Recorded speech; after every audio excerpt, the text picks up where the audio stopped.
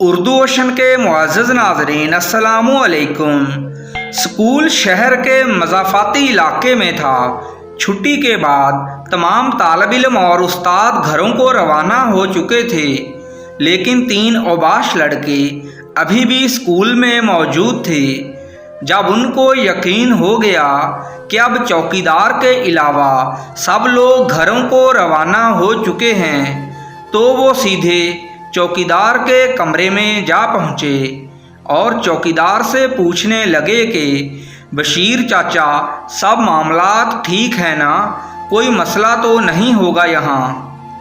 بشیر چاچا خباثت سے مسکرایا اور کہنے لگا کہ بادشاہو، کسی بات کی فکر نہیں کرنی، میں یہاں موجود ہوں، لیکن میرا حصہ مجھے ملنا چاہیے، بھلے آخر میں ہی ملے۔ حصے کی فکر نہ کرو چاچا، مال ہی ایسا ہے کہ آپ کو مزہ آ جائے گا۔ آج لڑکی کو ورغلا کر لانے کی باری ذیشان کی تھی۔ اس نے لڑکی کو ہر طرح سے یقین دلا دیا تھا کہ چھٹی کے بعد اسکول سے بہتر ملنے کے لیے کوئی جگہ نہیں ہے اور وہاں وہ بآسانی کسی کی مداخلت کے بغیر مل سکتے ہیں۔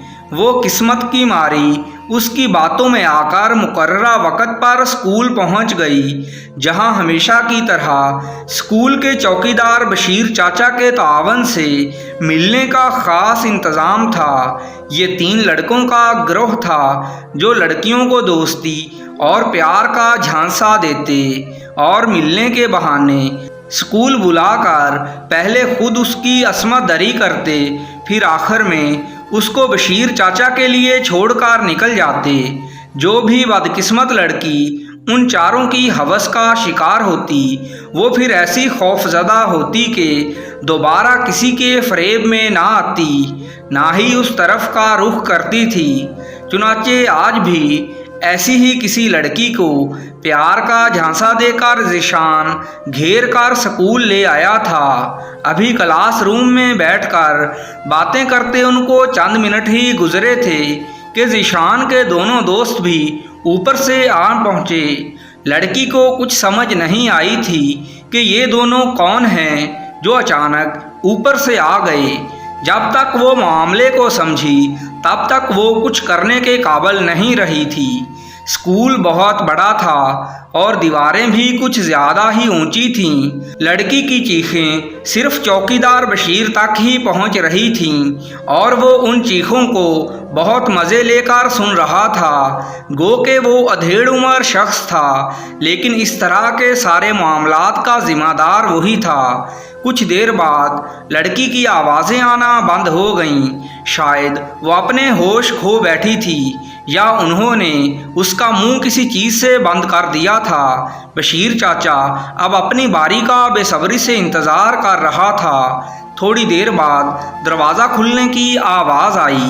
ذیشان کمرے میں داخل ہوا اور آنکھ سے اشارہ کر کے بولا کہ لو بھائی چاچا، ہمارا کام تو ہو گیا، اب تم جانو اور لڑکی جانے۔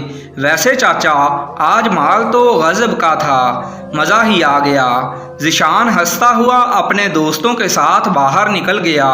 بشیر چاچا خباثت سے ہنستا ہوا اٹھا اور دوسرے کمرے میں جا پہنچا، جہاں لڑکی بنا لباس کے آڑی ترچھی سی پڑی ہوئی تھی۔ کمرے کا دروازہ اندر سے بند کر کے وہ لڑکی کے پاس آیا اور اس کو بازو سے پکڑ کر اپنی طرف کھینچا۔ جیسے ہی اس کی نظر لڑکی پر پڑی، اس کے منہ سے بے ساختہ چیخ نکل گئی، ہائے میری بچی، میری گڑیا، یہ تم ہو؟ اس کے سامنے اس کی اپنی بیٹی کی زندہ لاش پڑی ہوئی تھی، جس کو وہ اپنے ہاتھوں بے آبرو کروا چکا تھا۔ دوسروں کی بیٹیوں کو بے عزت کرتے کرتے وہ آج اپنی عزت اپنے ہاتھوں خود لٹا چکا تھا۔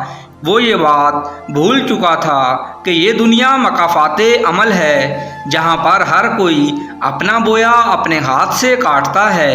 ناظرین کرام، اس طرح کی دلچسپ اور سبق آموز ویڈیوز کے لیے ہمارے چینل کو سبسکرائب کرنا مت بھولیے گا۔ شکریہ۔